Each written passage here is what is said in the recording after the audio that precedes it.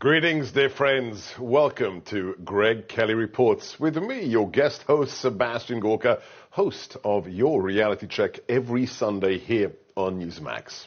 So, if you didn't have any morals, if you had no soul, how would you stop somebody who is rising in the polls in such a way that we've never ever seen it? 11 months before an election, 50 to 60 points before any challenger on his side, and beating the current incumbent, who, by the way, just a few hours ago, Joe Biden, he just got back from his Christmas vacation and he's left for his New Year's vacation. How would you defeat a man like that, who seems invincible?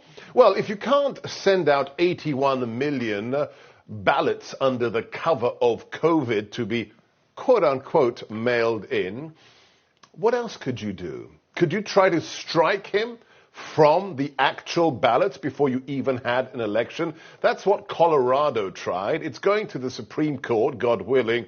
But here's some good news.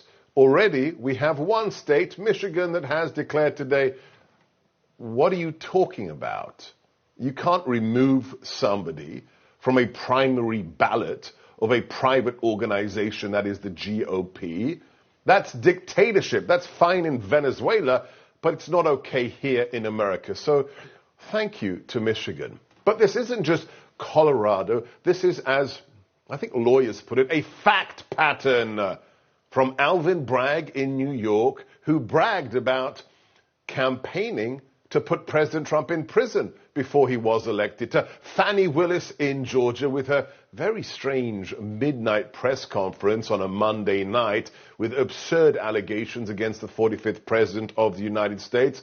On to, of course, we have Judge Chutkan in D.C., who just happened to work for 12 years in the same law firm as Hunter Biden, and on to Judge Engeron back in New York, who seemingly brings a case against President Trump where there are no victims. This is a fact pattern. How do you deal with it?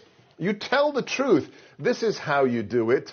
Can I, as somebody who spends 3 hours every day on live radio, speaking for a living, can I show you just a very short clip of how you deal with the lying legacy press? Here's an attorney that, if I ever needed help against the deep state, I hope I could hire her. Here's Alina Habba telling the truth. This is the Biden political lawfare that we have seen time and time again. It is a deflection from everything that they have done. And if you don't believe me, look at the facts. On March 17th, Hunter accidentally admits that it was his laptop from hell. The next day, DA Alvin Bragg indicts President Trump.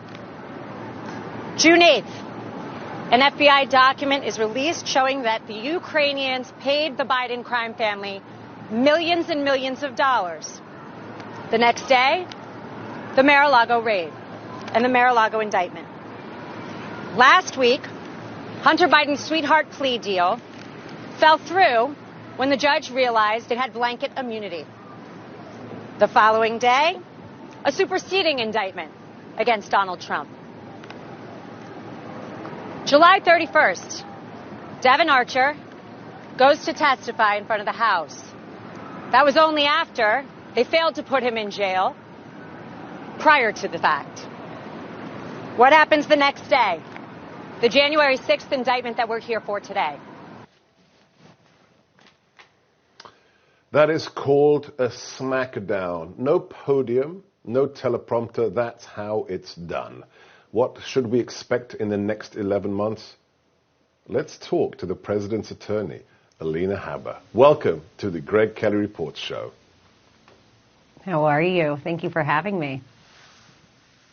I got to ask you, because we only got to know each other after the deep state went insane.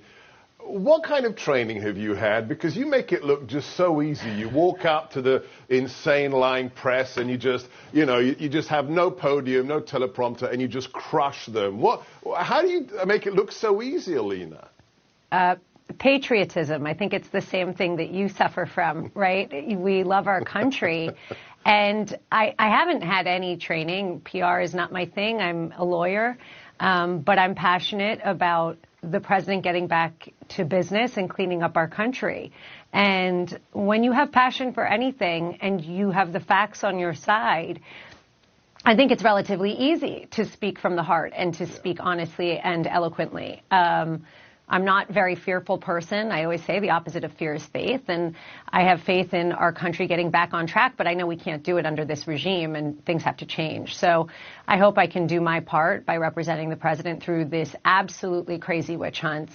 That is all that they are. The facts are good facts, and if there was law and order and if judges started applying law to the actual facts, they would see that he has done absolutely nothing wrong. The only thing that's going wrong is these Soros-backed AGs and DAs that are trying to make a name for themselves.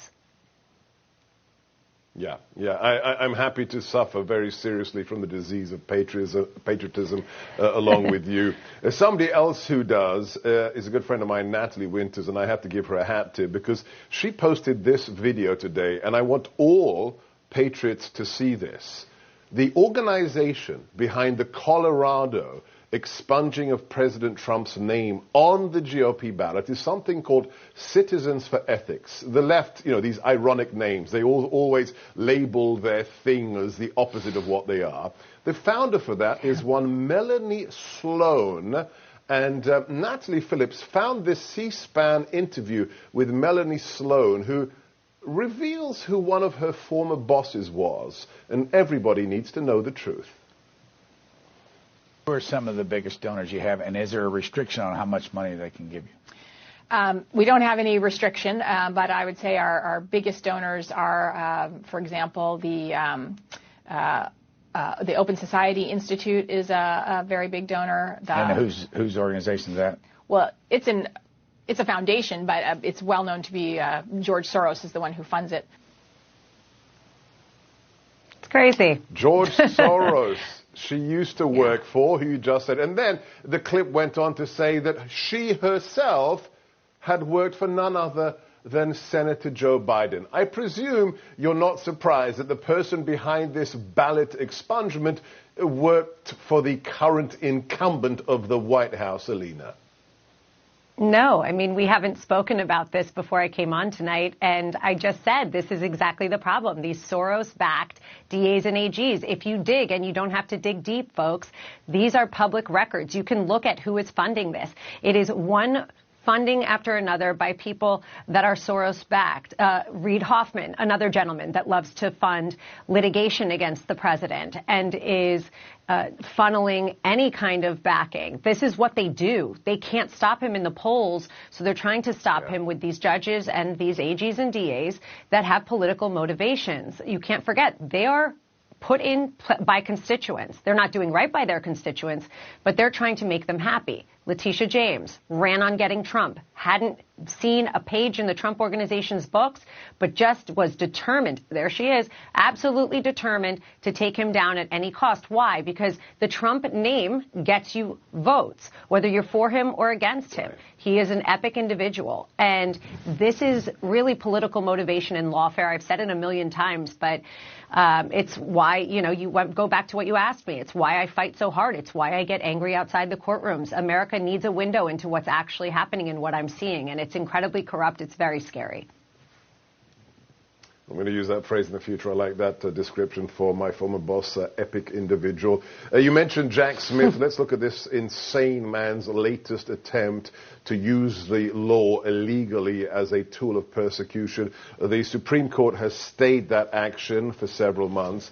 Now he has put in a motion to ban several topics from coming out of the mouth of your client, President Trump. So on a case about January the 6th, President Trump is not allowed to discuss what departments of the U.S. government did to prepare for January 6th, whether there were undercover agents in the crowd, whether there was any foreign influence concerning the riots, and he's not allowed to cross-examine witnesses who have quote-unquote government privileges. Alina, it sounds to me as if Jack Smith is running scared. Yeah, this is called a due process violation. They do it in the form of a gag order. He should be scared. He doesn't want basically any defense being brought by the defense. It's what happened with the last trial I tried. It's what will happen with the next one I try. These judges will gag you. They will try and use his popularity and his voice as a way to work against us and the American people so that people cannot hear the truth. That whole list is the defense. That's saying you cannot put your own defense on. Yeah. That's like saying you can't have an expert on the Letitia James case or gagging his lawyers, which has happened to me. You can't. I was gagged in the courtroom. Imagine, Sebastian, in the courtroom, I could not put on a defense on the record for the appellate division. I couldn't say things that needed to be said. That is what our country has come to. And Jack Smith is running scared because he has no case. We've seen what's happened. He tried to rush to the Supreme Court. They said, no, you're going to go through this the normal way. You are not going to rush this because there is no urgency. The only urgency that Jack Smith has and all of them have is election interference and trying to stop him before November 2024, which clearly they cannot do. If you look at the polls, the American people, the independents are switching because they see what is happening and they're afraid. Yeah, and in the meantime, Chairman Comer today, breaking news, has released a letter asking the question whether the president, the incumbent, coordinated with his son concerning the upcoming impeachment inquiry. I'm not sure if a letter is going to make a difference, but we have you on the front lines and a handful of other attorneys. We had Jesse Bernal on the show yesterday. My former White House colleague and friend, of course, Boris Epstein, is also attorney for the president. I've got to ask you a question just to wrap up here that maybe it's too personal, but why is it in a nation, what is it Shakespeare said, kill the lawyers first? We've got so many of them. In a nation of, I don't know, millions of lawyers, why are there so few who believe in the truth and the law and are prepared to do what you do? Do you have any theory about that, Alina? Yeah, I think that what we've seen is a chilling effect with lawyers in particular and creating a lack of the Sixth Amendment right to counsel, because what they do is say, if you represent Trump, if you represent somebody that we're opposed to, we're going to actually take resources and attack your law degree. We're going to take your license away from you. We've seen it happen to people that it should happen to, but then we've seen people that have done absolutely nothing wrong, have their homes searched, have the FBI show up. That's what they do. It's a form of intimidation. I could just say for myself and for anybody that has a degree, our job is to be zealous advocates. And it's not about what side of the coin you're on. It's not about being a Republican or a Democrat. It's about being an American and being a lawyer. And we better use our degrees to make sure our country still has a constitution and still has lawyers and judges that do the right thing. So it's time to get brazen as an attorney. I think you have to be. You have to be strong, especially now, and especially if you're in the world that I'm in. So I'm not going to back down. I'm really proud of the work that we've done. I'm proud of President Trump and his resilience, and I think he sets a really good example for the attorneys that stand by him. It's time to get brazen and be more epic, like a certain epic individual we know from Mar-a-Lago. We salute you, Alina Hauber, for your commitment to the truth, for the rule of law in America. God bless you. Keep doing what you do. We need more like you.